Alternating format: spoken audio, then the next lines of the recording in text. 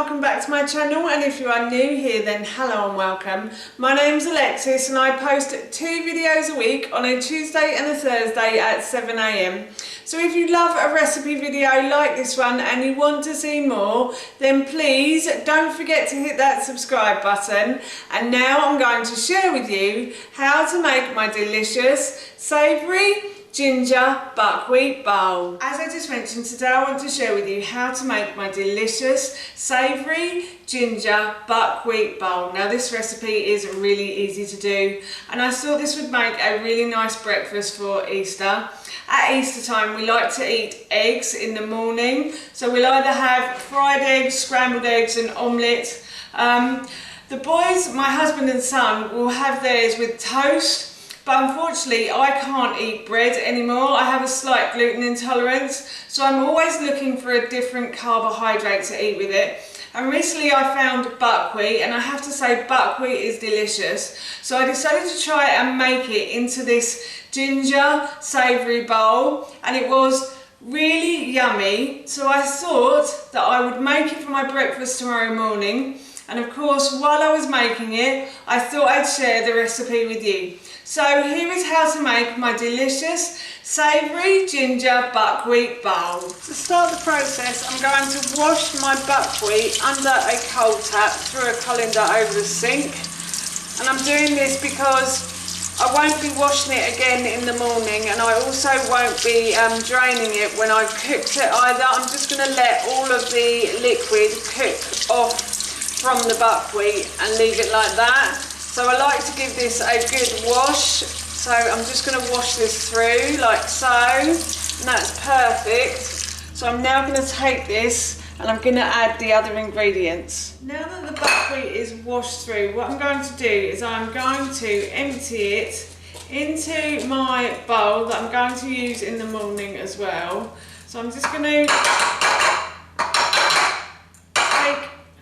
remove all of the buckwheat in the sieve, in the colander. I'm sorry about the noise, it's the only way I can find I can get it all out otherwise. So yes, I mean the buckwheat, before anybody else thinks anything else. So yeah, I've emptied the buckwheat into my bowl now, and now what I'm going to do is I'm going to add a tablespoon of flaxseed to that, and I'm also going to add a tablespoon of sunflower seeds as well, like so. I'm going to add a tablespoon of pumpkin seeds to that as well, like so. And then what I'm going to do is I'm just going to mix those around until everything is well mixed together. And then I have some chicken stock here, or you could use bone broth if you want to. And I'm going to pour over the chicken stock onto the buckwheat and leave this to soak overnight in my fridge. So I'm going to pour that over until it's all covered, like so.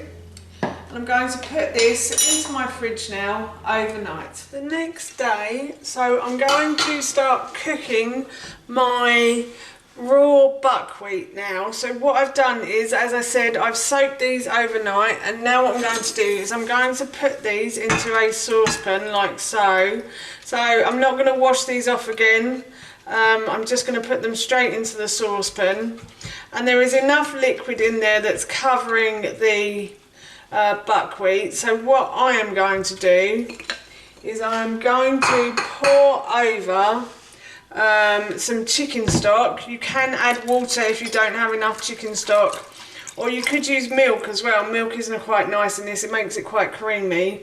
I quite fancy chicken stock today, so I'm just going to add enough chicken stock to cover the buckwheat, and then 2 centimetres above the top of the buckwheat.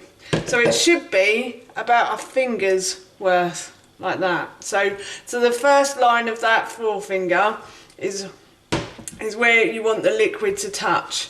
So now what I'm going to do is I'm going to put this onto a high heat, and I'm going to bring it to the boil, and then I will leave it to simmer. As you can see, the pan has started to boil, so what I'm going to do is I'm just going to turn the heat down to a medium heat, and I'm going to leave this to simmer until all of the liquid has been soaked up by the buckwheat. While the buckwheat is simmering away nicely, what I'm going to do is I have put a large pan and I'm going to put that onto a high heat, and I'm just going to add a little bit of oil to the base of the pan like so.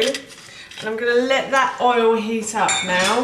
The oil has started to bubble in the pan, so what I'm going to do is I am going to add half a red onion. So in the original recipe I said to use 2 to 4 spring onions, but unfortunately I didn't have any spring onions, so I've peeled and sliced and diced half a red onion. So I'm just going to put that into the base of my pan like so. And I'm going to fry this now until this starts to soften. The onion has started to soften, and also you can see that it's starting to become slightly clear and translucent as well. So I'm going to add in my ginger now. So I have peeled and sliced and diced like a 1/4 inch of ginger, and I'm just going to add that to the base of my pan. My pan has started to smoke, so what I'm going to do, not literally obviously, is I'm just going to turn the heat down slightly, and then if I needed to I could add a little bit of water to this, but I think I'm alright, it's not too dry at the moment. So I'm just going to fry the ginger now until this starts to go a lovely golden brown colour. The ginger has started to turn golden brown around the edges, so what I'm going to do is I'm going to add in my tomatoes here. So I have about 8 tomatoes that cherry tomatoes that I've just simply sliced in half, and I'm going to add these in, and I'm going to fry these now until these start to soften as well. The tomatoes have started to soften, so what I'm going to do is I'm going to add a little bit of salt to the base of this pan, and the salt will hopefully bring out the sweetness in the tomatoes. So I'm just going to add a pinch or 2 of salt. I'm going to fry that and mix that in with everything else, and then what I'm going to do is I'm going to add some spinach to this. So I'm just going to add a handful or 2 of spinach. You can add kale if you want to, or you could use green beans as well if you're having this as an evening meal. I always think green beans are much better in the evening than in the morning, I don't know why. But yeah, you could cook off some green beans in this as well. There's lots, coriander would be really nice in here as well if you wanted to. So I'm just going to continue to fry this until the spinach starts to wilt. So the spinach has started to wilt now, so what I'm going to do is I'm just going to turn the heat off on this completely, and I'm going to set this to one side. And while my spinach and tomato mixture is set to one side, I am going to come back to the raw buckwheat that I have been cooking on the hob. And what I'm going to do is I'm just going to turn the heat up slightly, and I'm going to stir this until all the liquid disappears.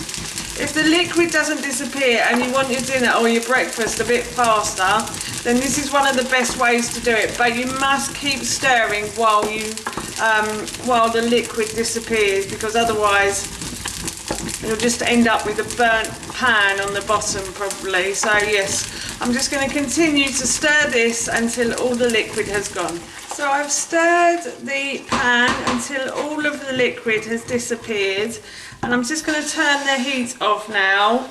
And what I'm going to do is I am going to add the tomato, ginger, onion and spinach to the buckwheat, and I'm going to stir this around now like so. I'm going to set this to one side, and I'm going to go and fry an egg and chop up my avocado. But that basically is my breakfast done, and I'm really looking forward to it. I can smell the ginger and it smells so good. I am so hungry right now. I'm really going to enjoy this one, I'm sure. As you can see, I've fried an egg and I've added the avocado, and that is my breakfast done. That's how you make my delicious savoury ginger buckwheat bowl, and that recipe I will link in the description box below for you. As I mentioned earlier, I'm off to have this for my breakfast now, and as I said, it smells so good, I can't wait.